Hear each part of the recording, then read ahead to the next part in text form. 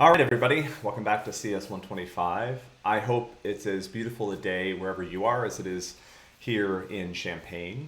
Sun is out, it's warming up, spring is definitely here. So that's kind of a fun thing to notice, even amidst all of the other tough stuff that's going on around us. So today, talk about a topic that's appropriate for spring, which is trees. And then we're going to get some practice with recursion. So that's a topic that we just started to peek into last time. And this time we're going to get deeper and we're going to start to write some recursive algorithms for solving real problems.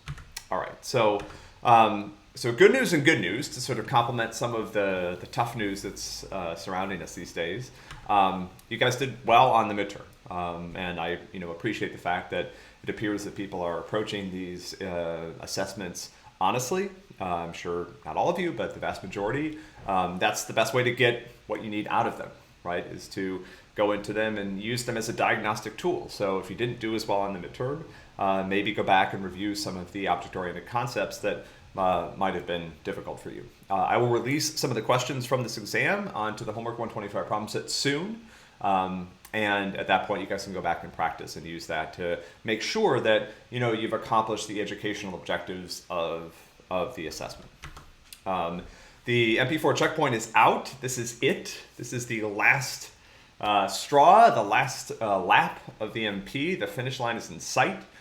People I know are getting off to a good start. There is an early deadline coming up this weekend on your deadline day. But please, this is the last bit, and it really sort of brings together a lot of things, and it gives you a chance to kind of complete the last stage of this Campus Snake app. And we have about a month left, right? So we actually have a lot to talk about over the next month. I'm excited to continue meeting you virtually. The concepts that we cover at this point in the class are probably some of the most useful things that you will need going forward. Up until this point, a lot of what we've been doing is sort of just preparing you so that we can finally start to talk about some more interesting things. So the data structures, the algorithms, the algorithm analysis, some new ways to think about solving problems like recursion, which we'll get through today.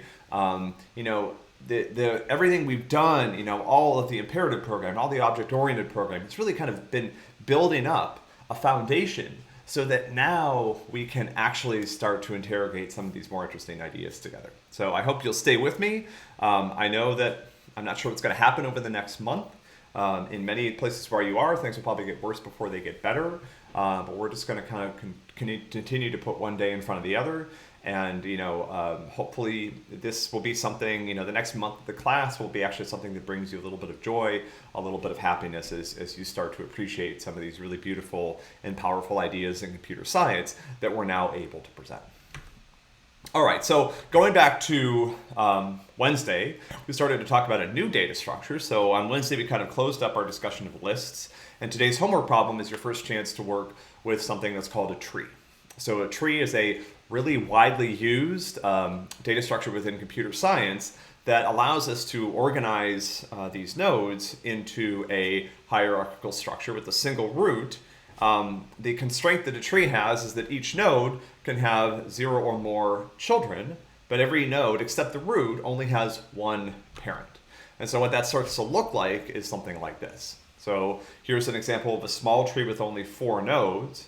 When we talk about relationships between the nodes in a tree, we can talk about a particular node being a parent if there are nodes below it in the tree. So in this case, the blue node is a parent and it has 3 children. Each node in the tree has only one parent except for the root. The root node has no parent. So again, this is sort of similar to the Java hierarchy. Calculate object has no parent. Every other class in Java has a parent. If you don't declare one, you get object. Here, every node in the tree except for the root has one parent and one parent only. Okay.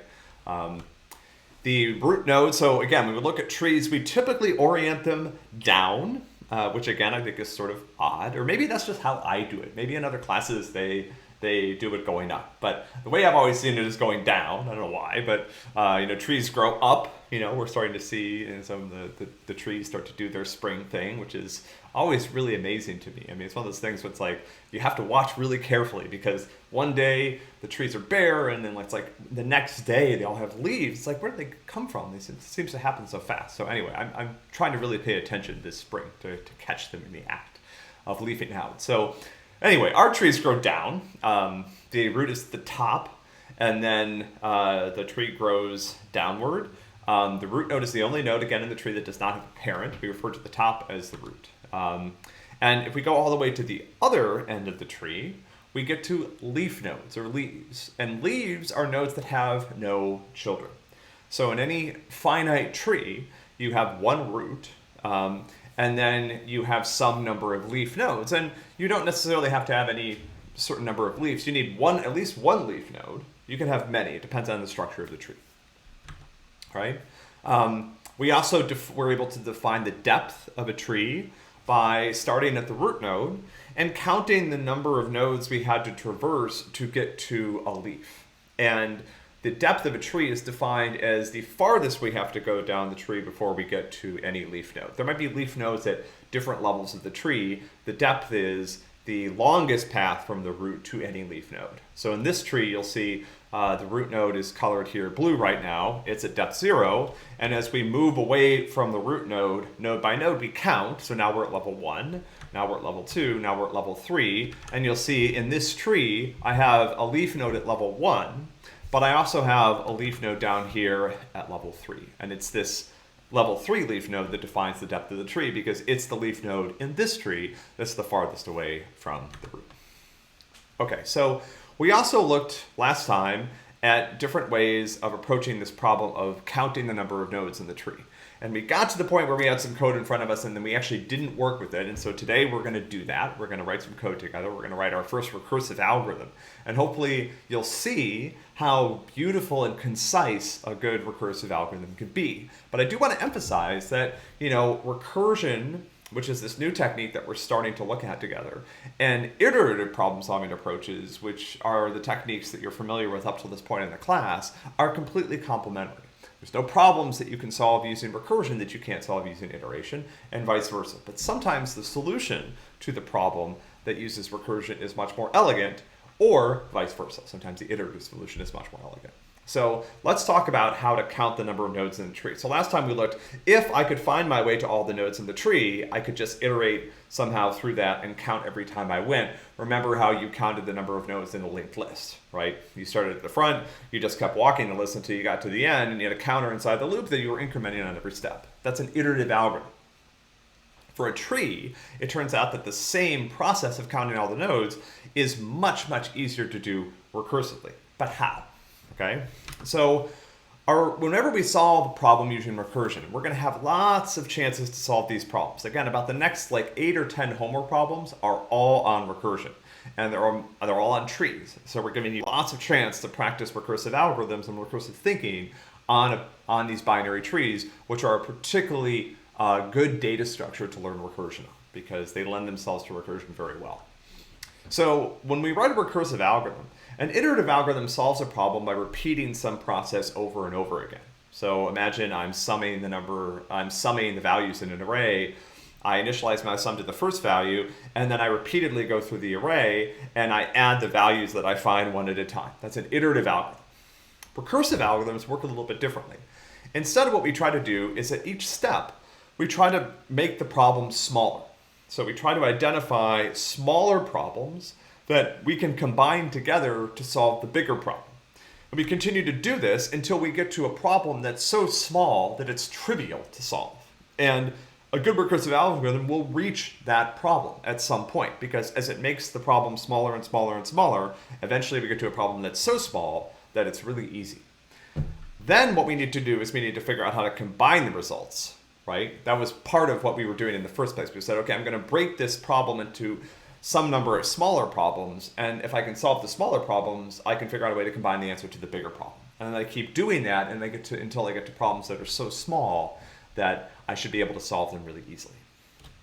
And so let's look at this, let's go back and look at this in the context of trees. So if I want to count the number of nodes in a tree, let's say I'm thinking about this, I'm starting at root 5. 5 is the root of this tree. And I have no idea how many nodes are in this tree, okay? And so what a recursive algorithm does is it says, okay, I don't know how to count the number of nodes in this entire tree, but here's what I do know. I know that if I could count the number of nodes in the tree that's rooted at node 5's left child, and if I could count the number of nodes that was in the tree rooted at node 5's right child, then I would be able to count all the nodes in the tree, because I would take the count of the nodes in the right child plus the count of the nodes in the left child, and I would add 1. That would be my total. So what I've done is I've broken the problem down into smaller problems, because think about it. No matter what the structure of the tree below node 5 is, the subtree of node 5 that's rooted at node 3, its left child, is going to be smaller than the subtree, than the full tree. And the subtree of 5 that's rooted at its right child, node 10, is also smaller than the full tree. If it could just be one node smaller, maybe 5 doesn't have a left child, right? So now I'm looking at the subtree, only one subtree, and it's only one node smaller, but it's still smaller. So what I've done is I've broken the problem into one or two smaller problems, counting the number of nodes in the left subtree of 5 and counting the number of nodes in the right subtree of 5. Both of those problems are smaller. And then I know how to combine the results, because if I could count the number of nodes in the right subtree and the number of nodes in the left subtree and add 1, I would have the total number of nodes in the entire tree. Okay, so that's the first thing I need to do in a recursive algorithm is figure out how to make the problem smaller and combine the results together, and I've done both those things. So now let's think about what happens here, because one of the smaller problems I needed to solve was how do I count the number of nodes in node 5's left subtree, which is the tree rooted at node 3. Remember when we talked about trees, we said trees have this interesting recursive property where each subtree of a tree is itself a tree. And what my algorithm is going to do here, essentially, is it's going to kind of pretend that I'm trying to count the number of nodes in a tree rooted at node 3. At this point, I'm ignoring all of the other nodes in the tree. I'm pretending that you asked me to count the number of nodes in this subtree, and that there's no other tree that I need to worry about. So essentially, I'm now solving a very similar problem to the one that I started solving, except it's a smaller problem. The original tree had more nodes than the smaller tree that I now need to count. But I'm still not at the point where I have a problem that's so small that it's easy to solve, because I still have a tree. I'm at node 3, and so now I apply the same process. I say, I don't know how many nodes are below node 3, but I know that if I counted the number of nodes in node 3's left subtree and node 3's right subtree, and I added those two counts together and added 1, I would have the count of the number of nodes in the tree. This is the same thing I did when I was trying to count the number of nodes in the bigger tree. So now I'm down at node 3, and I'm going to repeat this process. The nice thing about node 3 is it only has one subtree, so the problem is already half as small because I only have to count the number of nodes in the left subtree. I finally got to the point where I have a problem that's so simple and so small that I can solve it right away. Why? Because I can tell that node 7 does not have a left subtree or a right subtree.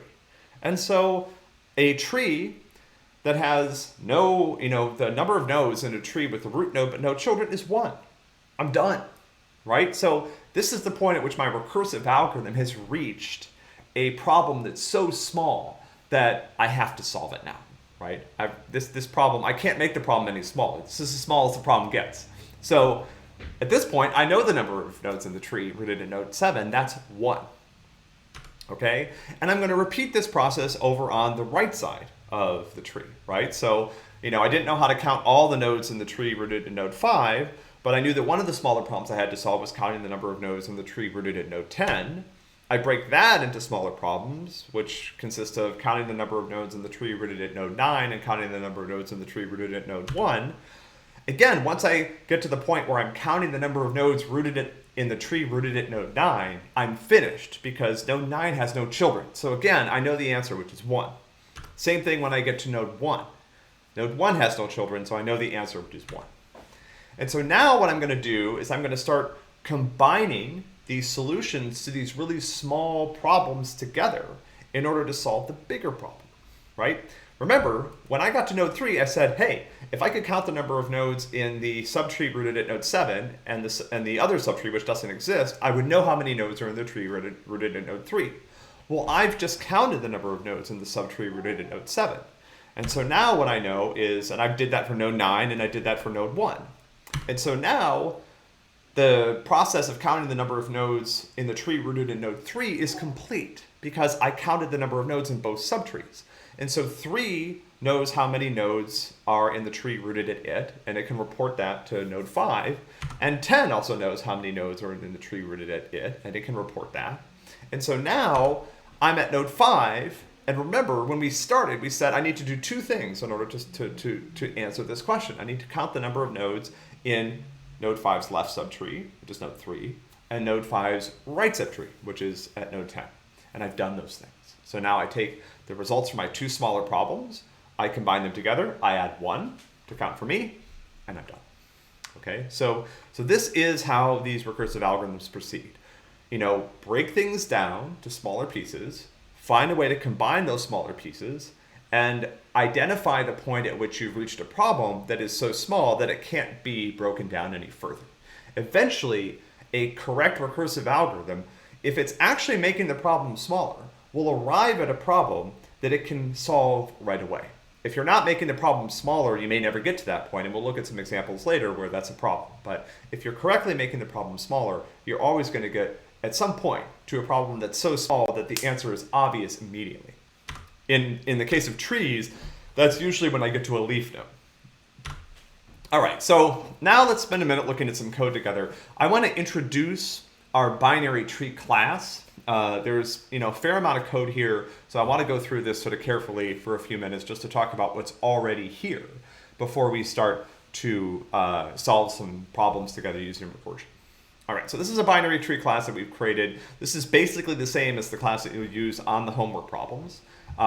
You'll see that similar to our linked list class, we have an inner class here that's an internal data structure used by our binary tree. Remember, our list item had a value and then it had a next reference. But this is a binary tree where every node can have up to 2 children. And so what I actually have here are 2 references. I have a reference to my right child and I have a reference to my left child. So every node in the tree knows 3 things. It knows the value that's stored at that node, and we're going to use that value sometimes when we do things with trees. And then it knows 2 other things. It knows its right child and its left child. So again, this is kind of like our lists, except having not having a single next pointer, but having 2 pointers or 2 references. Sorry, I'm in future land. 2 references, one to your right child, one to your left child, every node of the tree. The wrapper class, this is again very similar to our linked list. The binary tree class only stores 1 reference, and that's to the root node of the tree. So if I start at the root node and I look at its right and left child and I look at that node's right and left child, I should be able to find all the nodes in the tree. So I only store a reference to 1 node, the root node. Okay, so now I want to show you a little bit about how we construct our tree, because it turns out the tree construction algorithm is also recursive. I don't expect you to understand this yet, but you will eventually. But what happens here, and this is important to understand how these examples work, is to make things more interesting. When we construct a binary tree, you'll see that the constructor here takes an array of object references. And what it does is it goes through them one at a time using a for loop, and it calls add. And it adds them to a tree that starts at the root node. And what you'll see here is that add, what add does is essentially it attempts to put the node at that level of the tree.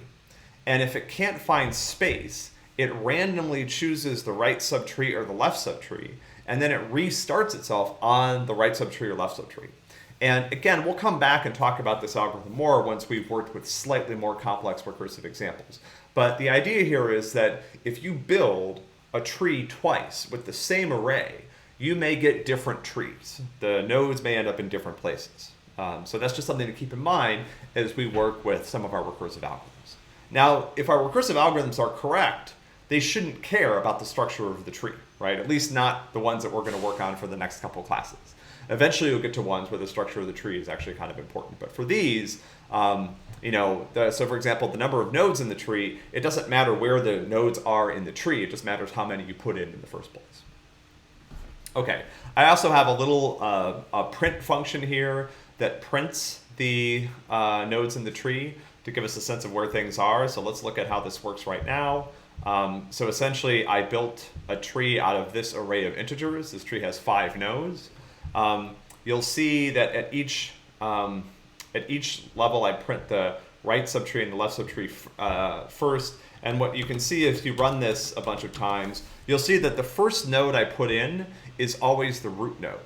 So the root node is always printed first, but the nodes I put in after that point end up in different places in the tree. So each time I print the tree, as I rerun this, I'm seeing slightly different positioning of the nodes within the tree, and that's normal.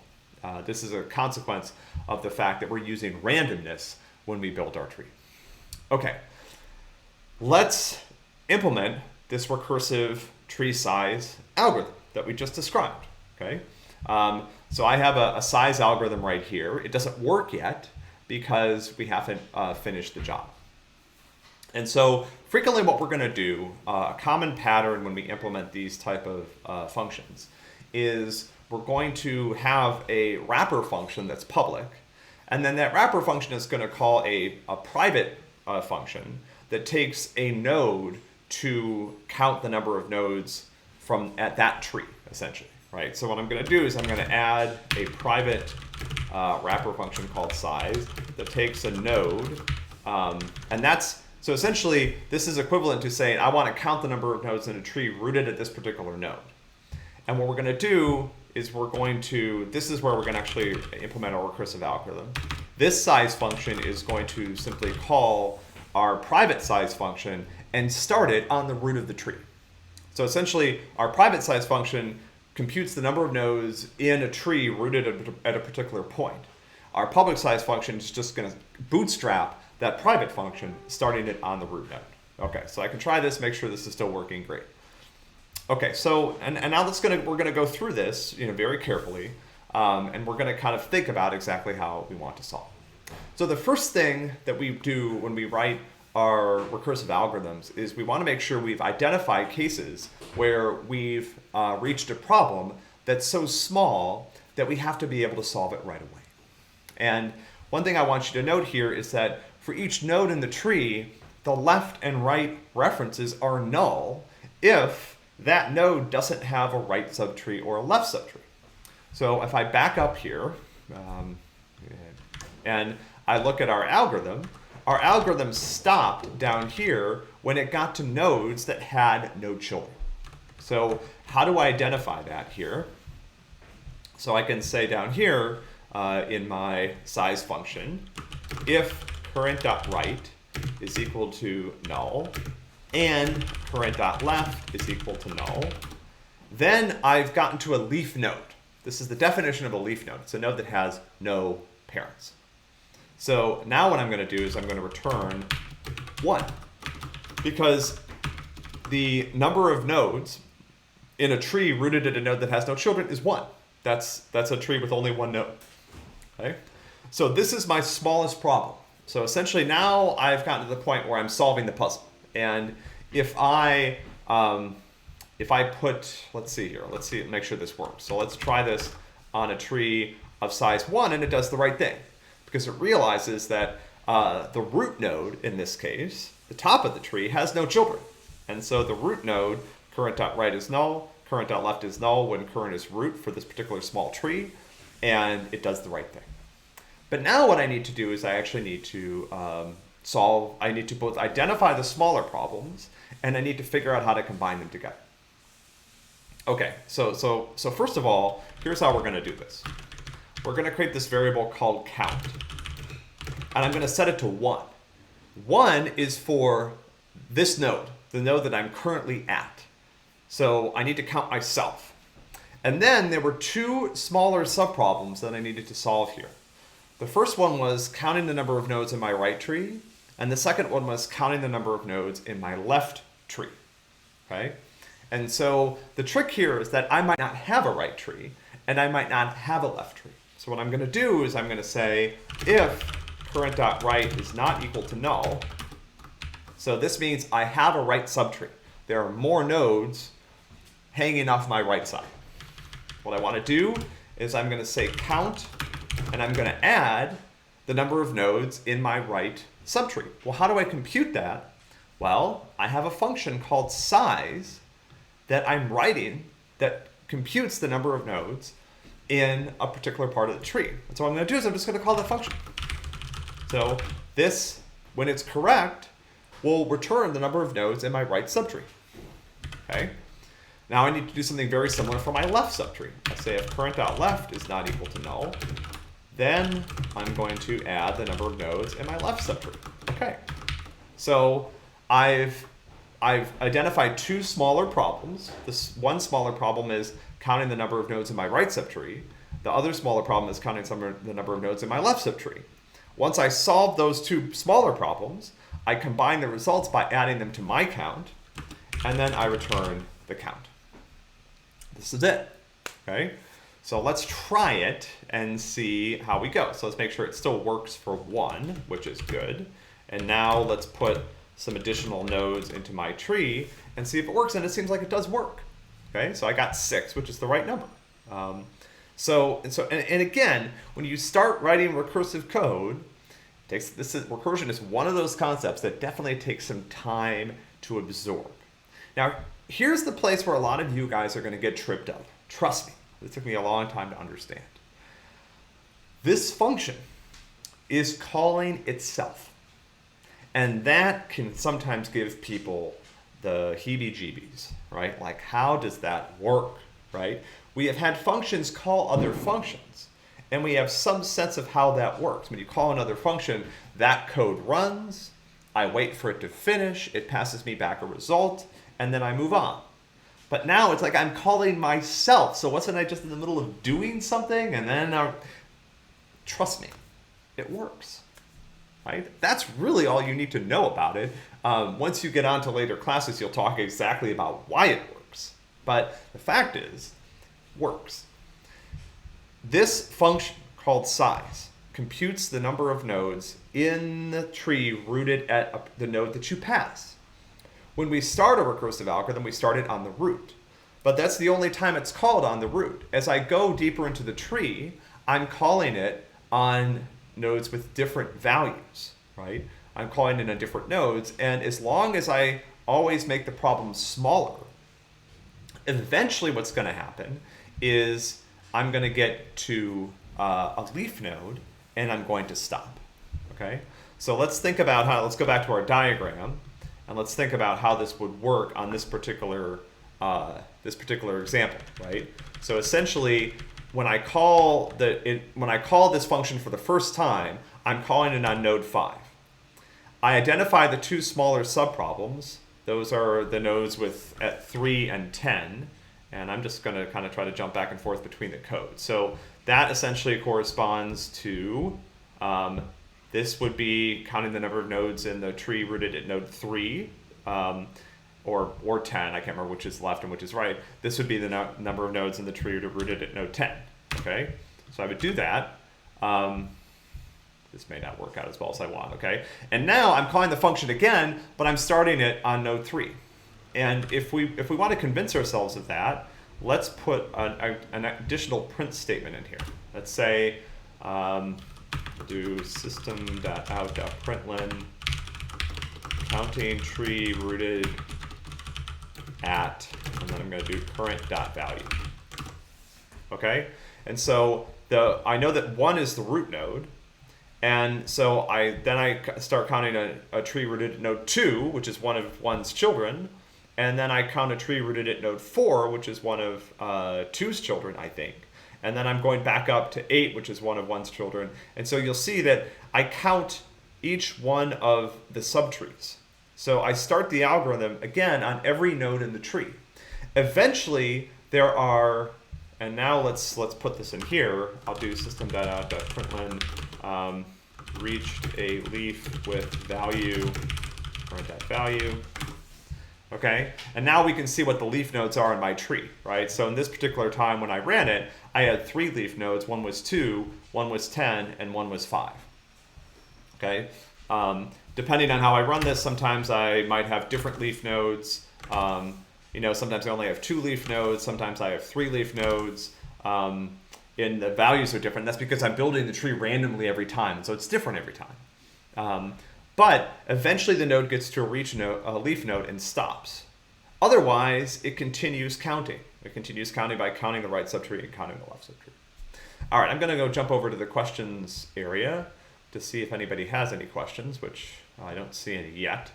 I'm surprised. This stuff is tricky. I will come back to that. But before we go on, I want to make this code. So you might think, oh, he's saying so much about recursion and how beautiful it is and blah, blah, blah. And this doesn't look so great, right? Can we make this simpler? And it turns out that we can.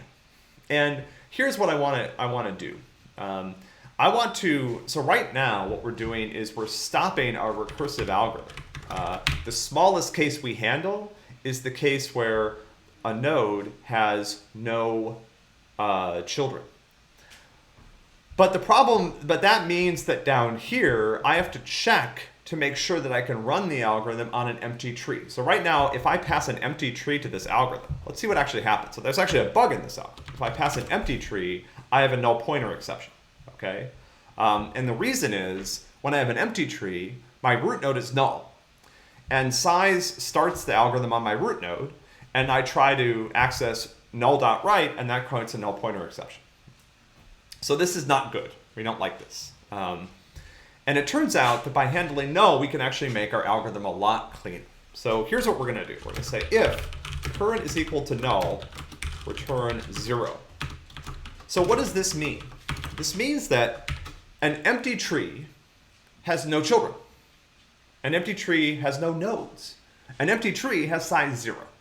So a tree, once I get to a null tree, then I've reached a tree that's empty. It has no more nodes to contribute. Okay, so now what happens down here, watch how pretty this is going to get. This is when this gets really nice, okay? Now here's what I can do. I can do this.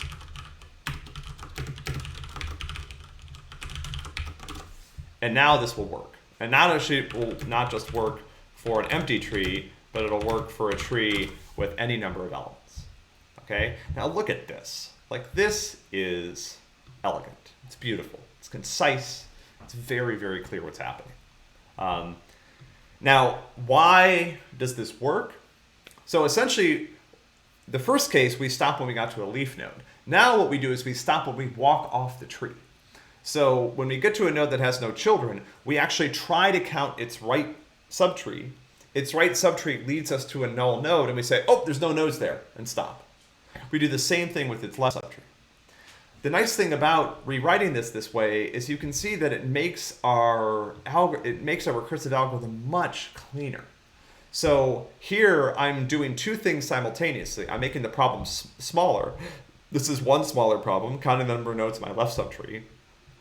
This is a second smaller problem, counting the number of nodes in my right subtree, and I add 1 for myself. So this is me combining the results together.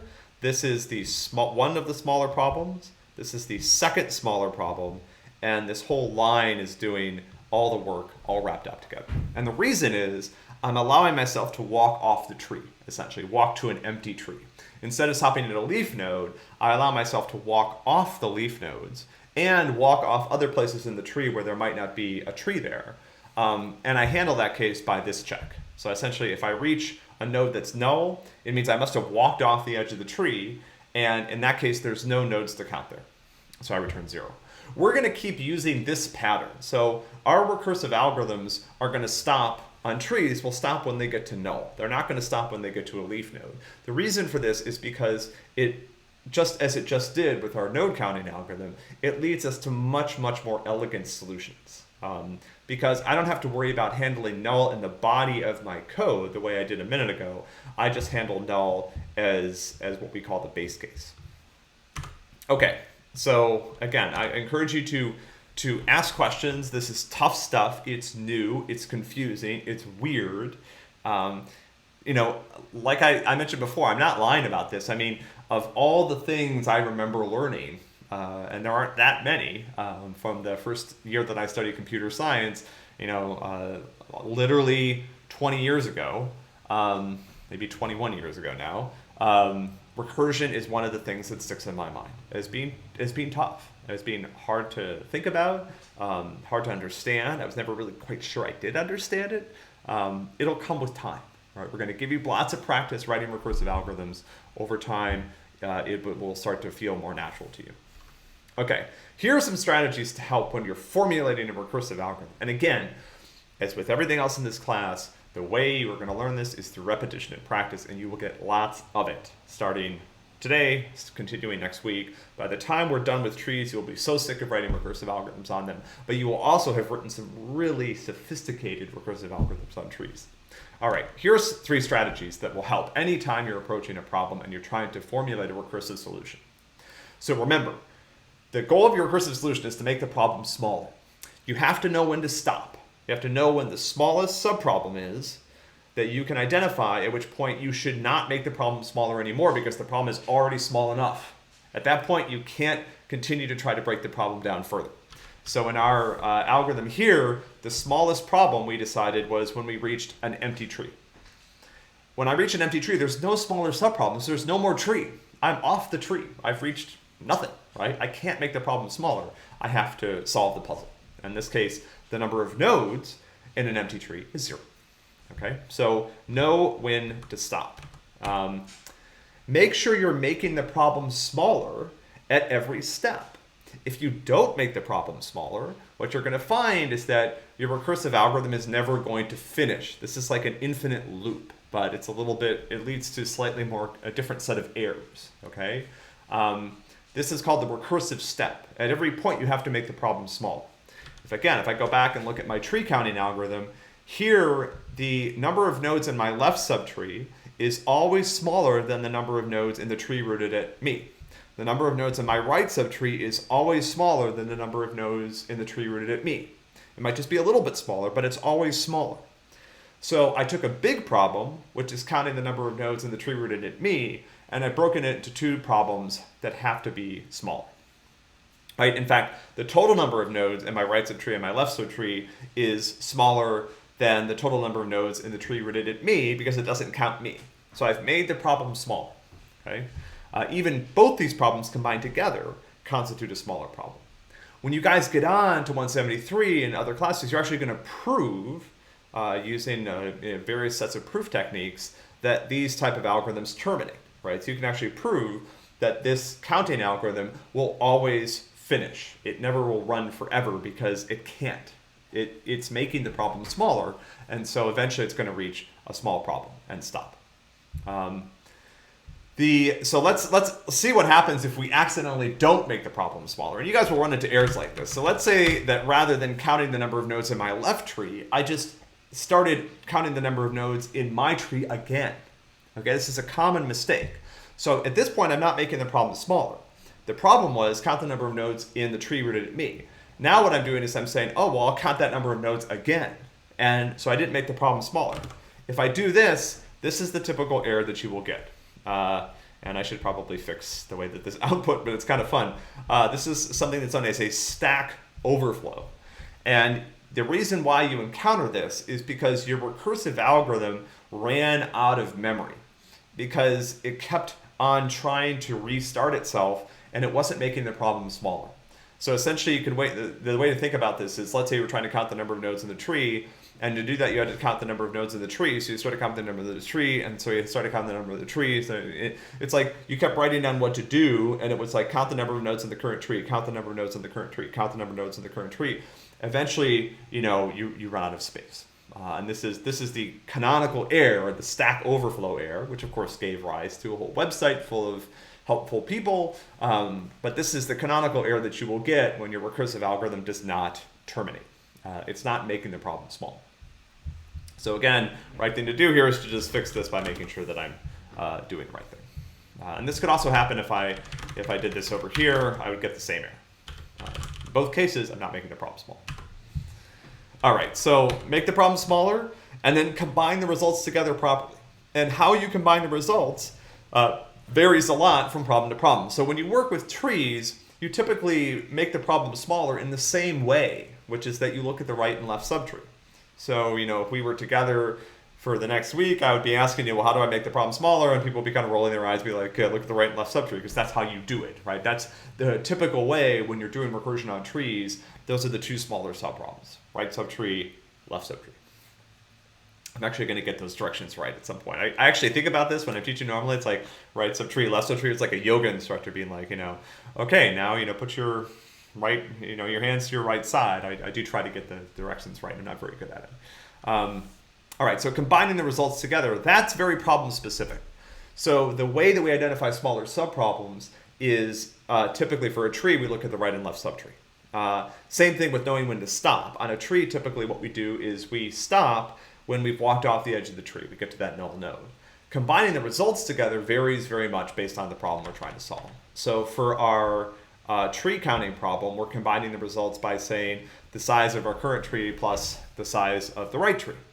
And again, if you don't do this properly, you get, bogus stuff, right? So if I say something like 2 plus this, then I get an incorrect answer. Now I'm counting each node twice, right? If I don't forget to count myself, then I always get 0, right? So you can think about why this is. So basically, this means that every time I count a node, I forget to include it. And so when I'm done, I haven't counted any of the nodes in the tree. I just get 0, right?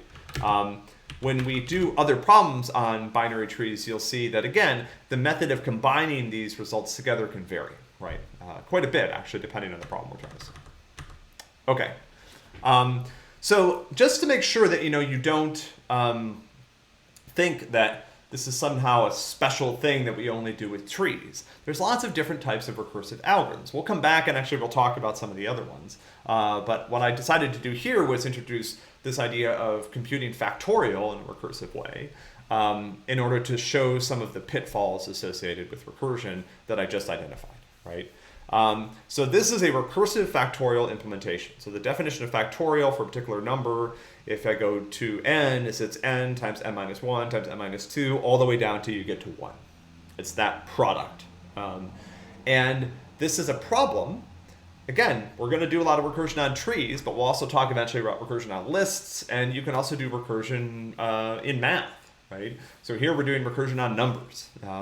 So what is the definition of factorial? Well, the idea is for a particular number, it's n times the factorial of n minus 1. So if I start with 8, it's the definition of 8 factorial is 8 times 7 factorial. Well, what's the definition of 7 factorial? 7 times 6 factorial. What's the definition of 6 factorial? 6 times 5 factorial, etc., all the way until I get to what's the definition of 1 factorial, and it's 1, right? So that's my smallest subproblem. The definition of factorial essentially is how to define the factorial for a smaller number, and then also what the factorial of 1 is. Because eventually if I expand that out, I always get to something times the factorial of 1, and then I'm at that smallest problem. This is my base case for recursive factorial. So in this case, the base case is the case where n is equal to 1, because the definition of factorial says factorial of 1 is 1. The recursive step is that I'm decrementing n. So when I looked in trees, I was doing recursion by looking at right and left subtree. Those were two smaller problems. Here, given a number n, if I make it n minus 1, the idea is I've made a smaller subproblem to solve, right? And I'm combining results by multiplying the two together. That's part of the definition of factorial. Now, here's the problem with this, right? Which is that whenever you make the problem smaller, the other thing is you also have to be approaching the problem that you're able to solve. So particularly when we think about numbers, we talk about making a number smaller, but that doesn't actually mean that we're approaching the case where I'm actually going to solve the problem. So you might pause here and think, for this particular algorithm, which is right for certain inputs, how can I cause it to crash? And the answer is that there are certain values of n for which this algorithm will never reach the base case. It'll never reach n is equal to 1, right? And you guys can think about those on your own. There's an example of one right here that produces that canonical stack overflow error. And I'll let you sort of experiment with how to fix this on your own time. Okay, so again, when we think about, now we'll go back and talk a little bit about the differences between recursion and iteration. So when we think about these two techniques, right? When I started teaching this class, I pointed out to some of the people that I talked with that, I write code almost every day. And it had been, I couldn't remember the last time that I wrote a recursive algorithm to solve any problem. Now, since that time, I have had to use recursion multiple times, and that's still not frequently.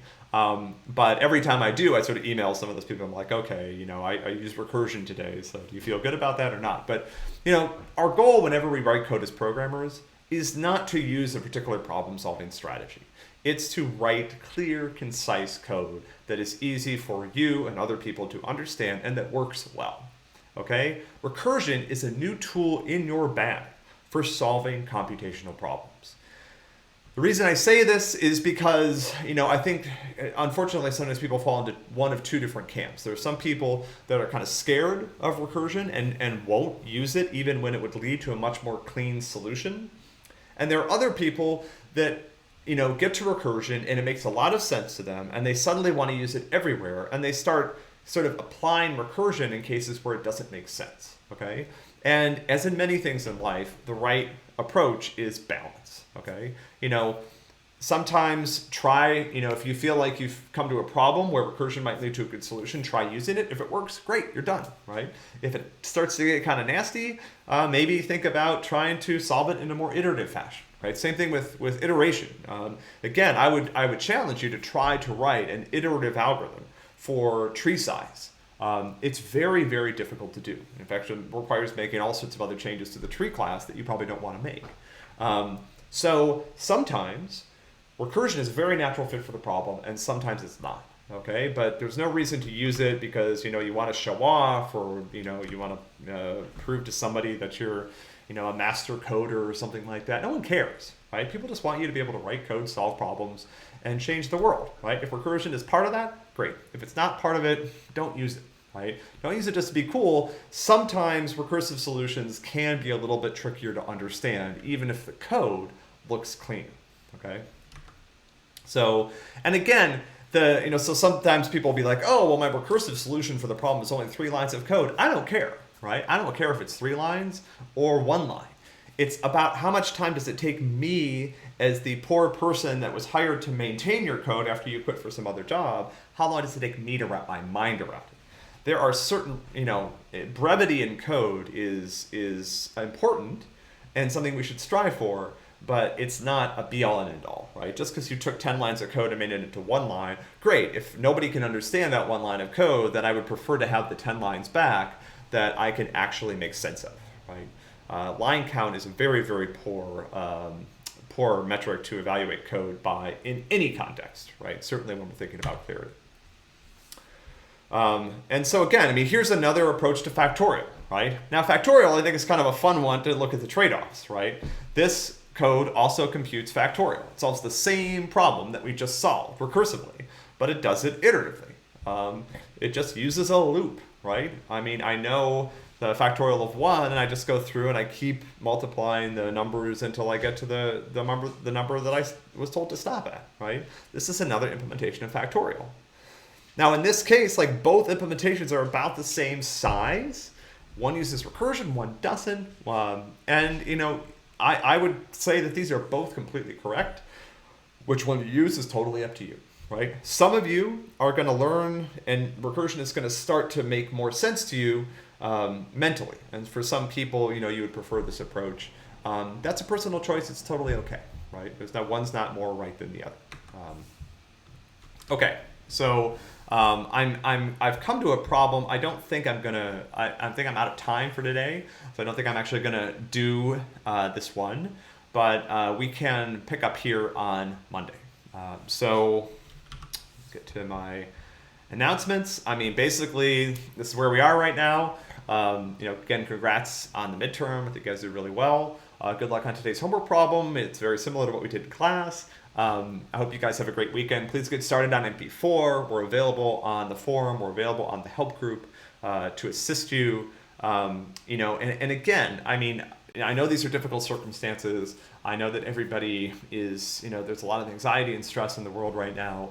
I hope even despite all that, we can enjoy the next month we have together in this class, and in particular enjoy some of this material, because this is good stuff, right? This is the payoff for all of the hard work you guys did, learning how to program, learning some of the object-oriented concepts. Now you get to see it in action, right? Now you get to see it really start to come to life. You get to see some of the trade-offs, some of the interesting questions, some of the new ideas in terms of how we solve problems. Like this is the most exciting part of the course, right? So hang in there, stay with me. Keep joining me Mondays and Fridays. We'll keep doing our quizzes like normal. Don't give up on the MP. You guys are really close to being done. Enjoy the weekend. You guys should have a little bit of a break, I hope. And I will be with you again on Monday. Stay safe.